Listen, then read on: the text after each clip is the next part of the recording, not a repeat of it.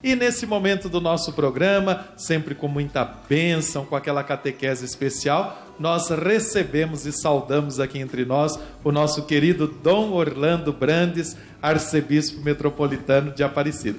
Dom Orlando, bom dia, a sua bênção, bem-vindo. Bom dia e continue sempre sendo irmão de todos, não é? E minha saudação a todos os que nos acompanham. E hoje, dia de Santa Teresa de Calcutá.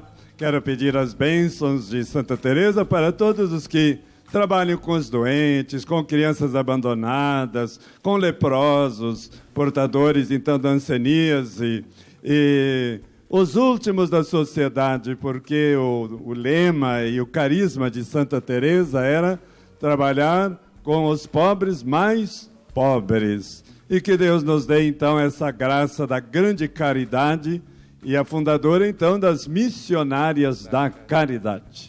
Dom Orlando Brandes, que dia especial, 5 de setembro, festa de Santa Teresa de Calcutá.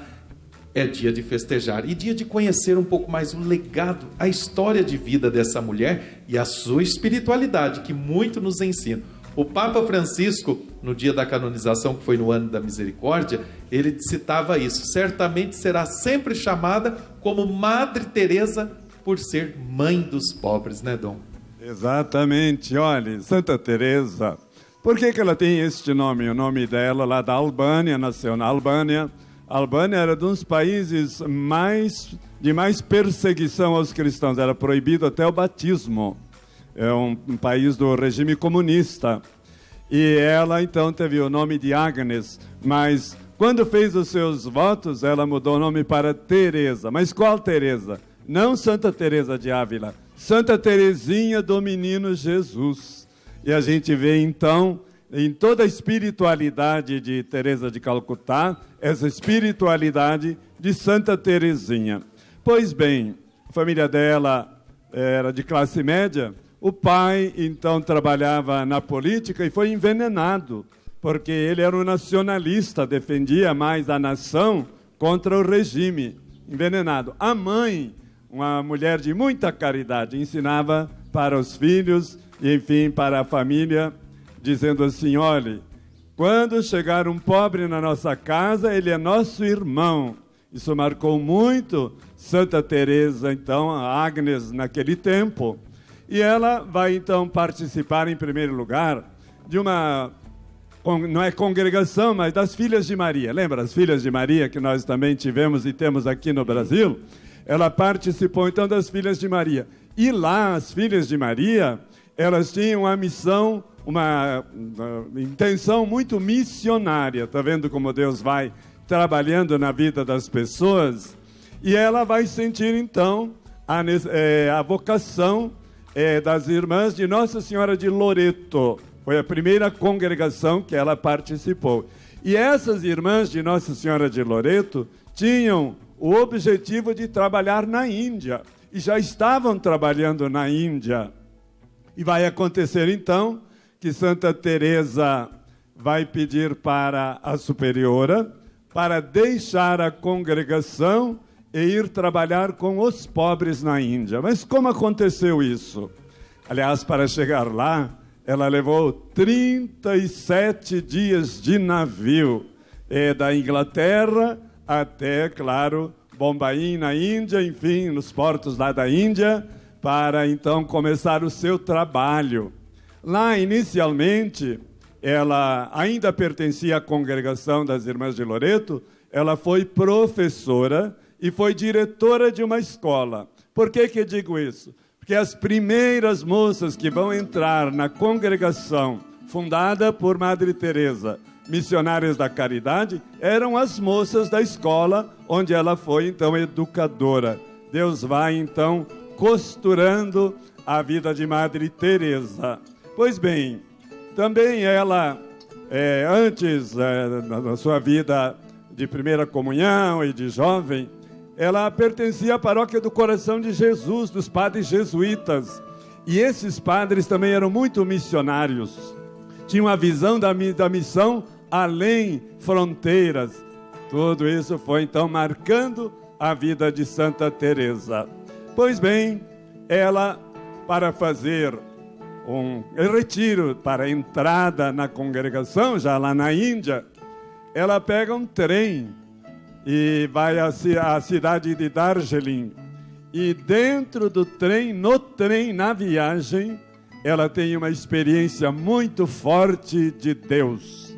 Jesus diz diretamente para ela no trem: eu quero você, você me pertence, e você vai trabalhar com os pobres mais pobres.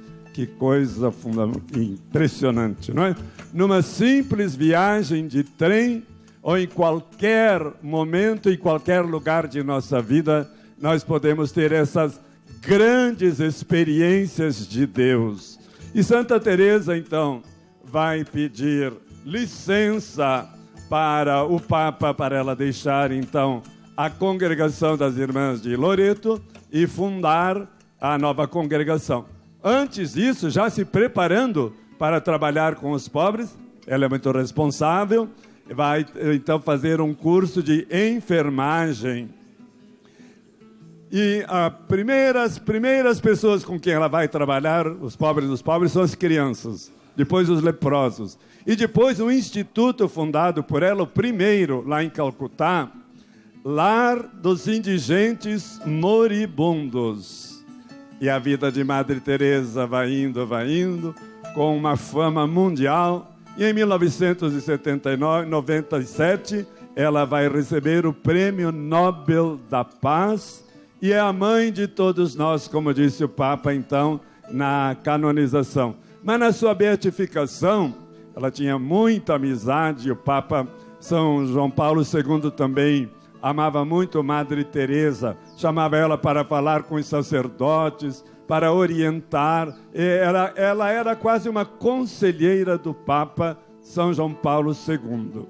E ele diz assim: Madre Teresa é o ícone do bom samaritano em nossos dias. E o que me impressiona, diz ele, olhando para a imagem de Madre Teresa de Calcutá, numa mão ela tem uma criança, na outra mão ela tem o rosário. E o Papa diz assim: está vendo? Sem o rosário, quer dizer, sem a mística, sem a oração, esses dois pulmões de nós cristãos, a oração e a ação, nós não vamos muito longe. Então ele diz: tudo que Madre Teresa é na linha da caridade se deve à sua vida mística, à sua vida interior.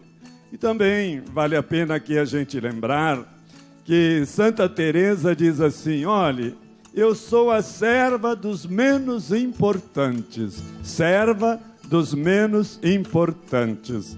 E ela diz assim: olhe, eu já deixei a pátria, deixei a família, deixei amizades, deixei bens, deixei o mundo, mas só está faltando uma coisa: eu deixar a mim mesma. E ela foi pedindo esta graça para Jesus tirar o seu ego. E ela diz: agora sim, que eu me tornei nada, na minha fraqueza pode se manifestar então a grandeza de Deus. Porque eu tenho consciência do meu nada, eu também sei que por isso a gente pode ter muita ousadia. E ela teve muita ousadia. E acho tão bonito ela dizer assim: olhe, passaram filmes agora em várias televisões da vida de Madre Teresa. Ela diz assim: eu sou pequenina em tamanho. Para eu entrar nas casas, que não eram casas, nos casebres lá das periferias de Calcutá, ela diz, eu tinha que me abaixar, eu que sou pequenina, me abaixar para poder entrar. Então ela lembra assim: toda vez que eu fazia esse gesto, eu me lembrava, Deus é altíssimo e Deus é baixíssimo. Vem até nós e Ele está aqui nesse doente. Isto é Madre Teresa de Calcutá. Gente, que legado de vida, né? E nós vamos pensando assim, Dom Orlando dizendo como que esses grandes santos, a partir da experiência com Deus, pela oração, olha como é importante isso, pela palavra, mês da Bíblia, nós também vamos combatendo, é uma luta interior também. Madre Teresa, ela dizia isso, né, Dom Orlando? Olha, eu sinto muita provação por dentro, vejo trevas, mas a graça de Deus vai me conduzindo. E uma das características fortes desta visita dela nos barracos por onde ela entrava era o sorriso dela, né, Dom? Esse é um tema muito fundamental em Madre Teresa. Você tocou num ponto aqui muito importante da espiritualidade. Madre Teresa passou a vida inteira numa crise de fé. Consolação para muitos de nós. E o que era essa crise de fé? Ela não tinha afetos a respeito de Deus. Tudo era escuridão. E ela dizia, serei a santa da escuridão, que nós chamamos de noite escura, dificuldade de rezar. Mas ela dizia, eu resolvo tudo com o sorriso. Deus me manda o beijo do sofrimento, o beijo da dor, o beijo do fracasso, e passou por muitas dificuldades, mas a minha resposta é o sorriso. Isso é uma maturidade espiritual muito grande, porque eu poderia mostrar um rosto, então, vamos dizer, aborrecido, azedo, cítrico, como diz o Papa, né? Cara de funeral, e não é. Santa Teresa, então, ela tinha esta caridade com as pessoas e manifestava isso através do sorriso. Falando nisso, as pessoas aí falam muito do seu sorriso aqui. Então, isso é muito importante. Ela dizia, olha, sorriso não é fácil, não. Para sorrir, às vezes a gente precisa ter realmente um coração muito forte, porque o sorriso abre 1000 portas. E ela, com toda essa dificuldade de rezar, ela dizia assim, quando eu vou rezar, eu faço assim, fecho os meus olhos, fecho meus ouvidos, fecho minha boca, fecho a minha mente e abro o meu coração. E então vai dialogando, vai falando com Jesus dessas suas dificuldades. E quando ela ia visitar os pobres diziam assim, Irmã Teresa, Madre Teresa, nós já estávamos com saudade do seu sorriso. Não estavam pensando lá se ela levava remédio, se ela levava alguns bens, porque não levava não. Mas o povo com saudade do seu sorriso. Por isso, Madre Teresa, irmão, ela vai dizer assim, eu conheço a dor humana, e como conheceu, né? Mas a maior dor não é a dor física. A maior dor é de quem é abandonado, de quem é rejeitado, de quem não é amado. Isso ela aprendeu com aquelas pessoas que ela encontrava até já com vermes no corpo, com ratos comendo as unhas das pessoas, elas pegavam no colo e as levava, e então a grande dor dessas pessoas é esta mesmo, de ser rejeitada. Ela disse, tinha uma mãe com 12 filhos, e ela estava morrendo na rua, e disse para a Madre Teresa, sabe quem me colocou aqui? O meu filho. Então a Madre Teresa diz, essa foi a maior dor desta mulher e de tantos outros, não tanto pela miséria, que é uma dor imensa, mas por não ser amado. Olhe lá, espiritualidade de Madre Teresa. Muito bonita a vida de Madre Teresa. Eu me lembro, Dom Orlando, o padre Dalton, nosso missionário redentorista, um abraço, lá em Juiz de Fora, pregando um retiro agora para nós, dos irmãos, em julho. Ele, certa vez, num encontro lá no Vaticano, e São João Paulo II era o Papa, e a Madre Teresa estava lá. E ele encontrou com a Madre Teresa, baixinha, desse jeitinho, no canto, e aí a Madre Teresa olhou para ele e falou assim, ô padre, o senhor já está santo? E ele falou assim, eu estou tentando, irmã. Aí ela falou, não desiste não. É esse legado que a gente aprende da vida dos santos, né, Dom? É isso aí. Nesse sentido, a Madre Teresa diz assim, Deus aceita o nosso fracasso, mas não aceita o desânimo.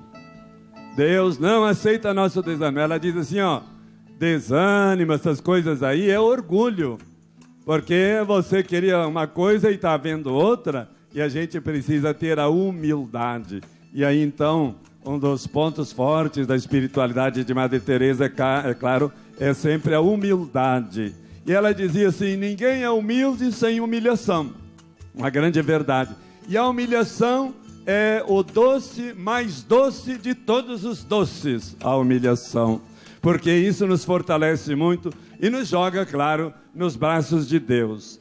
Quando Madre Teresa sabia que uma moça queria abortar, ela mandava ou ia mesmo ou mandava uma pessoa dizer assim: eu quero ser a mãe dessa criança, não aborte. Por isso, então, também os papas se fundamentaram muito, né, em Madre Teresa, porque ela defendia a vida desde o útero materno até aqueles que já estavam naquela escola, então, dos que já se despediam desta vida. E também, Madre Teresa diz assim: olhe, a oração nos convence do nosso nada de um lado, mas por outro lado, a oração ela vem muito do silêncio, e ela então pede muito silêncio. As irmãs missionárias da caridade, elas têm 2 horas de meditação depois da Eucaristia. Só depois é que vão para as favelas, porque ali então se fortifica no silêncio. No silêncio Deus fala, diz ela, e da oração brota o amor, do amor brota o serviço, e do serviço brota a paz. Veja que espiritualidade. Uma mulher que não fez teologia, uma mulher que não estudou os grandes mestres, mas aí os nossos mestres são verdadeiramente os santos, não é? Por isso nós sentimos Santa Teresa muito pertinho de nós, e ela diz assim: não pense que amar é coisa extraordinária, é colocar amor nas pequeninas coisas, entre elas, repete ela, o sorriso, um pequeno gesto, são gestos de amor. E ela costumava muito dizer assim: olha, eu vivo de uma trindade. A trindade que eu vivo assim no dia a dia é esta: Deus, eu e o meu vizinho. Ela fala muito do vizinho, porque ela diz, é fácil, aí está uma aprovação aí da palavra aqui. É muito fácil a gente amar quem está longe, mas amar quem está perto e sempre perto, isso requer muita humildade, muita paciência, e a paciência leva ao céu, diz Madre Teresa.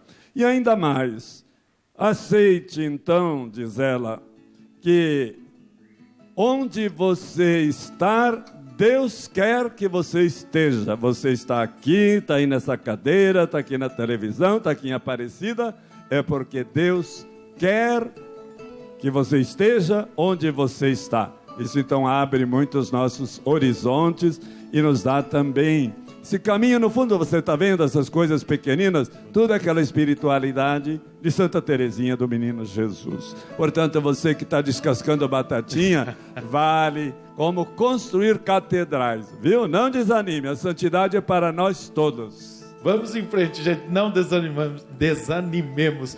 Dom Orlando, nós queremos agradecer demais. A gente teria muita coisa para falar dessa gigante Santa Teresa de Calcutá. Nós queremos pedir a graça da santidade para nós também, agradecer a sua presença, pedir que o Senhor nos abençoe e que a gente um dia possa ser santo e santa também. Já estamos lutando, como diz Santa Teresa, viu? Tudo isso aqui é uma luta pela santidade, é claro, não é?